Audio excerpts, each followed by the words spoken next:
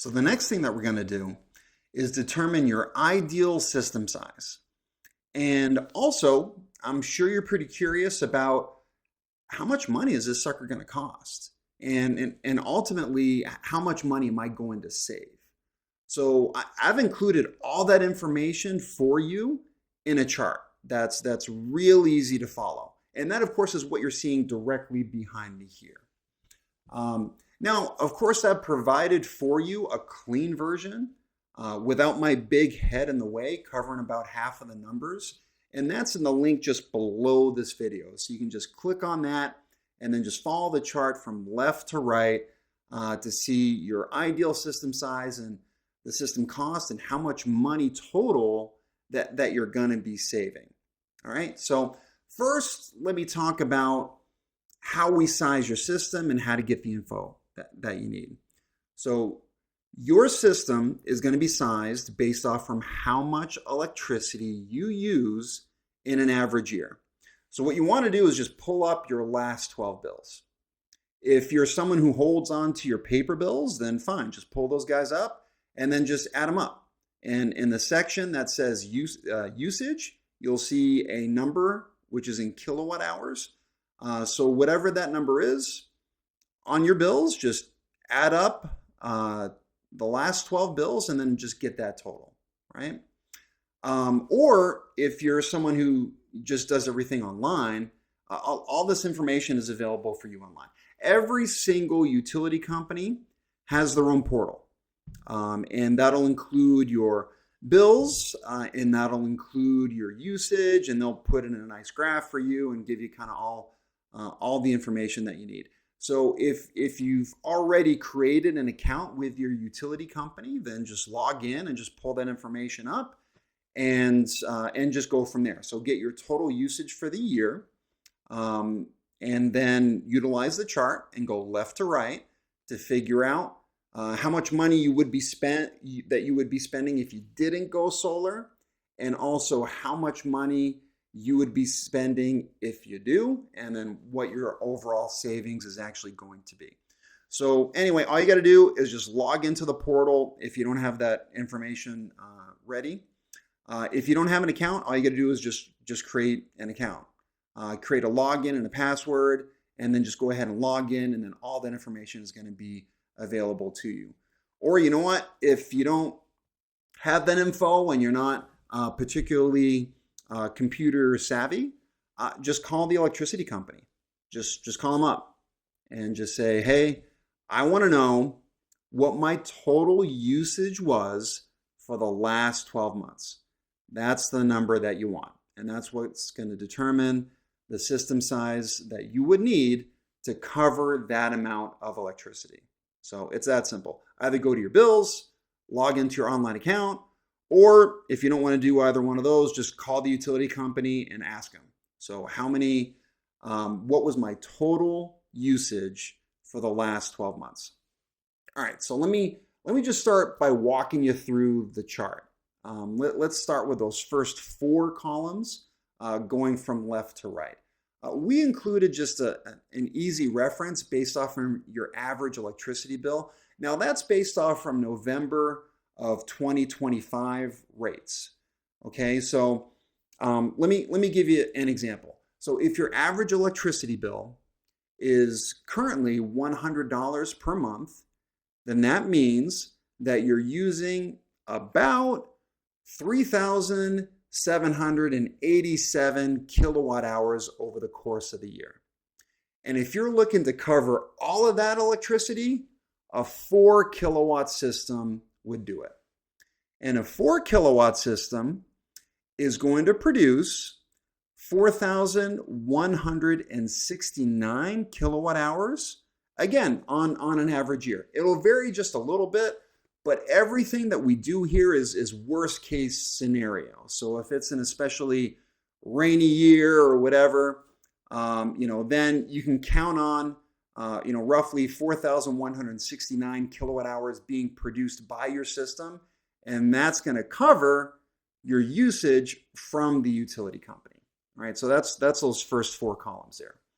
Now, the decision to go solar, as I said kind of in the beginning of the video, and couple times since. It's really the simplest thing in the world, guys. I mean, do you want to spend more for electricity or do you want to spend less? So after you figure out your ideal system size, again, say that it happens to be a 4 kilowatt, just keep going from left to right.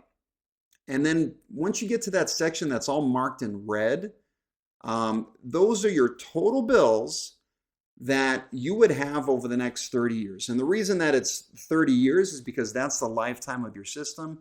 That's how long the warranty is on your panels and your inverters. So your system's going to last at least 30 years. And given electricity rates increasing at about 10% per year, and of course I really belabored the point that it's been above that, but if electricity rates only increase 10% per year, then that's the amount of money total that you would be spending on electricity over the next 30 years.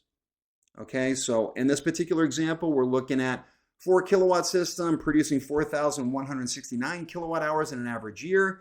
And guess what? If you don't go solar and you're just paying your bills and they're going up by 10% every year, which is kind of the minimum right now, then when you add everything up, it gets to an absolutely insane number, which is $178,000. And so $178,607. $178,607. So that, which is absolutely just nuts. But if you do the math, that's what it comes out to be. All right, so that 4 kilowatt system, that would cost you total to purchase from us $17,400. So 17,400. So again, stupid question. What do you want to spend? You want to spend $178,000 on electricity, or do you want to spend 17,400? Like those are your two options. Okay. Now, of course, I've explained to you that the federal government right now, so for the tax season 2025, they're going to pay 30% of the system cost. So that's what you're seeing under the column labeled federal incentive. So find whatever your system size is and just scroll over, and you're able to see exactly what your federal incentive is going to be. That's that federal income tax credit that I was talking about. So when you file your taxes, the amount of money that they're going to give back to you when you file your taxes. And then, of course, if you take the total system cost minus that federal incentive, minus what the feds are going to pay, the cost after incentives is really what's left over. So really, those are the two numbers that you should be comparing is the green number. In the case of the 4 kilowatt system, we're looking at $12,180, like after you get that money from the federal government and you apply it, and your leftover cost is just $12,180. So $12,180 or $178,000. So pretty simple. Which number would you rather have? Now, as is everything, like I explained, with SolarMe, we like to do things based off from like a worst case scenario, meaning like what's the minimum amount of savings that you should expect. Now, so if you're financing the cost of your system, which is what most people do, and that's what I'm talking about when I'm saying, replacing your current electricity bill with a lower monthly solar bill, it's just your payment. So your monthly payment on your solar power system, right? So, and that's what you would pay instead of your current electricity bill. So in that column in purple, savings if the system is financed, that includes finance charges. And that actually includes finance charges at 8%. Now, right now, you might qualify for as low as 6.25%. Like that's what the best home equity lines of credit or home equity loans are getting right now.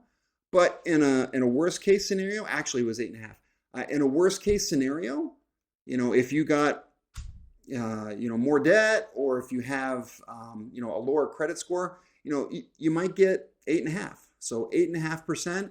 If you have an 8.5% interest rate, then your savings, your total savings, taking into account all the finance charges and everything, is $135,481. Okay, so worst case scenario. And if you get a better interest rate, you save more money. Or you know what? If you're one of the lucky individuals, or not so lucky, but if you happen to be fortunate enough that you're able to pay for the total system costs in cash, meaning that if you're able to just pay us, $17,400 without taking out a solar loan, then over the next 30 years, so you're saving $161,207 total. So that's it. That's how you utilize the chart. So pull up your bills if you have them available, or get them online. Or if you don't want to do that, just call into the utility company, get your total usage over the last 12 months, and then just go left to right. And that will determine your ideal system size.